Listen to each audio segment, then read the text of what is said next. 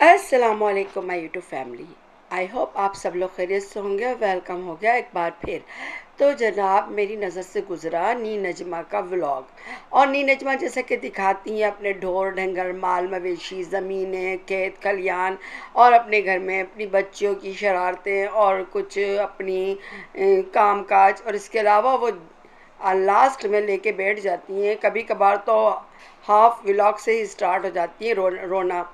अब मैं इस वक्त एक इसके लिए कहावत के लिए रे की है, लेकिन मैं नहीं बोलूँगी, ये बात गलत बात हो जाएगी।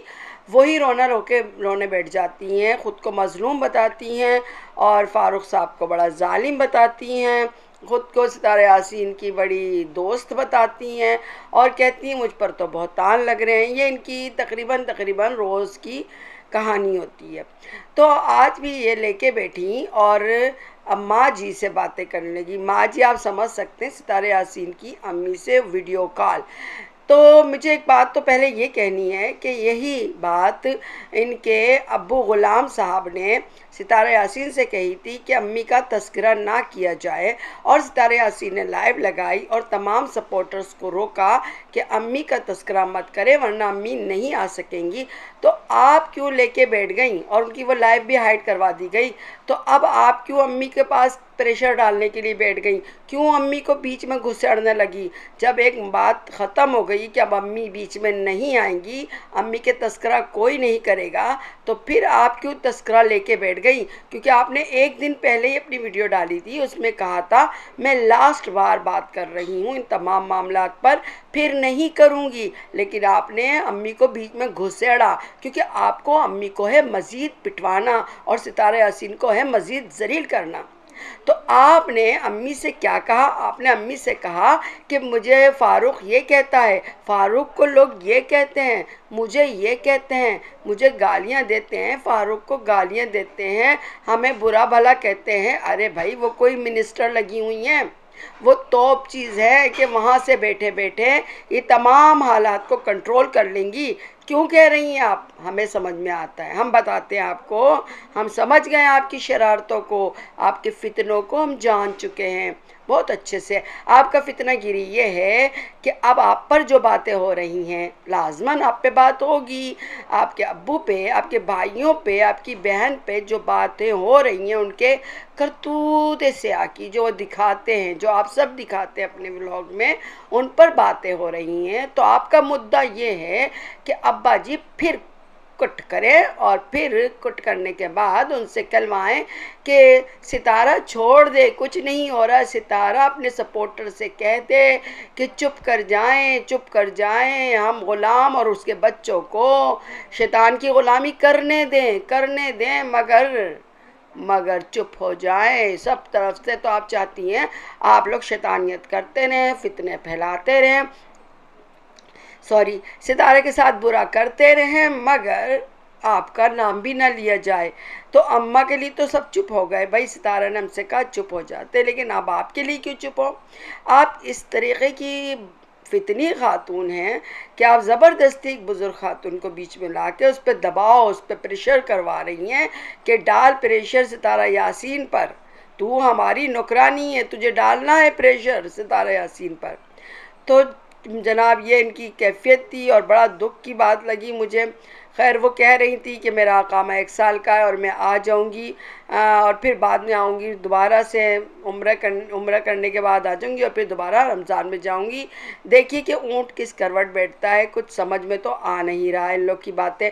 लेकिन नी नजमा ने इस वक्त 2 बातें और एक बात और कर डाली। वो क्या थी, अब इनको ये कहने की क्या ज़रूरत पड़ गई थी कि आपकी मर्ज़ी, आप आएँ या ना आएँ।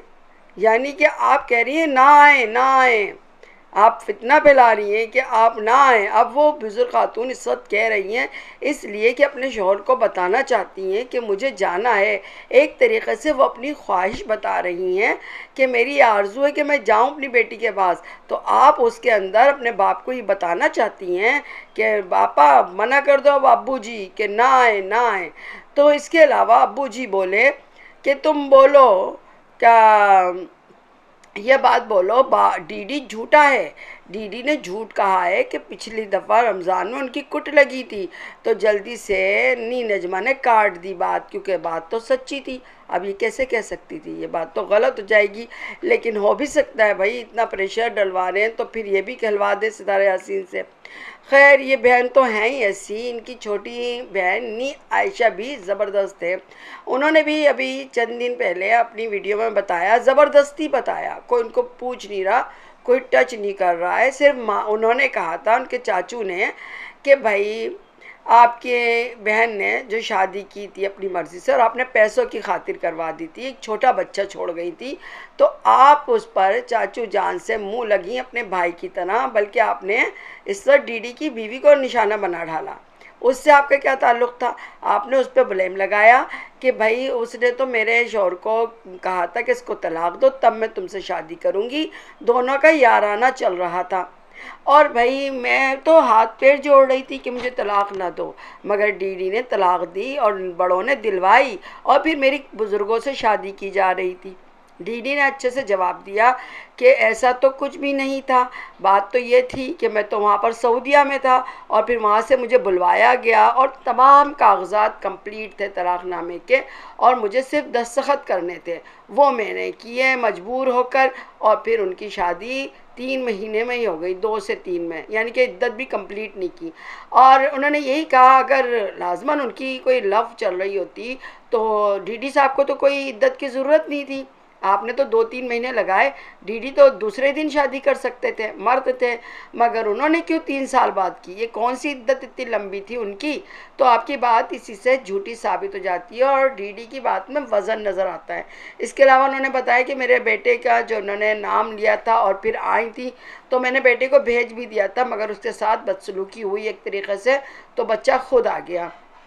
और इनकी बेगम ने भी अपनी 3 पार्ट में अपनी पूरी लाइफ स्टोरी बताई और लास्ट में अपना बताया कि ऐसा कुछ नहीं था और मेरे घर में सिर्फ डीडी रहता था, जिसका इन्होंने बहतान लगा के, यानी आप समझ लें कि अपने आप को तो ये सुरखरू करेंगे ना कि हम तो बेकसूर हैं, हमारा कसूर नहीं है, हमने तो डीडी की इस हरकत पर तलाक ली है, तो ये कहेंगे ना। इस वजह से इन्होंने पहले ही से बदनाम करना शुरू कर दिया था डीडी की बीवी को। तो डीडी की बीवी का ये कहना था। अच्छा, तो हम इसके बाद चलते हैं किसकी तरफ? भाई कौसरिया की तरफ। हाँ, तो जब से काशिफ साहब जो थे उन्होंने सितारे यासीन के लिए हिमायत में नहीं थी वो वीडियो, वो थी कौसरिया की हिमायत में एक तरीक़े से, लेकिन फिर सपोर्टर्स ने उनकी जो अच्छे से क्लास ली, उनका दिमाग 14, 15, 16 तबक रोशन हुए, तो उन्होंने फिर सच उगलना शुरू कर दिया कि भाई मैं तो उनके साथ हूँ, मेरे इतना ऐसा मतलब ये नहीं था वो नहीं था। और फिर सच्चाई उनकी बेगम ने उगल दी कि भाई कौसरिया ने फ़ोन को हाथों से छीन लिया था, उसे ऑफ़ करके लॉक कर दिया था और इधर सितारे यासीन अपने हस्बैंड को कॉल पे कॉल कर रही तो फ़ोन बंद था और फिर काशिफ के फ़ोन पर उन्होंने बात की साजिद साहब से। तो बात ये है कि ये सब बातें जब कही तो अब उधर हो गई कौसरिया के भाई को खुजली। अब उसने कहा हो मेरी बहन पे नाम आ रहा है, मेरी बहन तो बड़ी मासूम बनी हुई थी, शर्माती थी, सिर्फ लजाती थी यूट्यूब पर और टूथपेस्ट का इश्तेहार बन जाती थी, बड़ी मासूम बनी थी, ये क्या हो गया? तो ढोल का पोल खुल गया। तो उसने लाके काशिफ साहब का एक बहतान रख दिया कि काशिफ साहब ने नैनो और शाहरुख को जब वो मदनी मुन्नी के निकाह में आए थे तो दावत शावत की थी, गिफ्ट विफ्ट आपस में लेन देन हुआ था। तो इसके लिए भी काशिफ साहब ने वीडियो बनाई है और कहा कि ऐसा कुछ नहीं था, ये झूठ बोल रहे हैं और मैं इसके लिए हलफ देता हूं कि अगर लाओ सबूत। और इसके अलावा उन्होंने इनके पोल भी खोल दिए कौसरिया के अब्बा के, कि कौसरिया के अब्बा ने ही साजिद साहब से शादी से इनकार किया था, उसके बाद वो 13 साल तक बैठी रही। अब्बा इतने जालिम है, माँ का मार मार के हाथ तोड़ दिया था और फिर इसी वजह से कोई रिश्ता भी उनके पास नहीं ठहरता था और कौसरिया इसीलिए बुढ़ी होती रही और जालिम होने की वजह से उनके बाप के।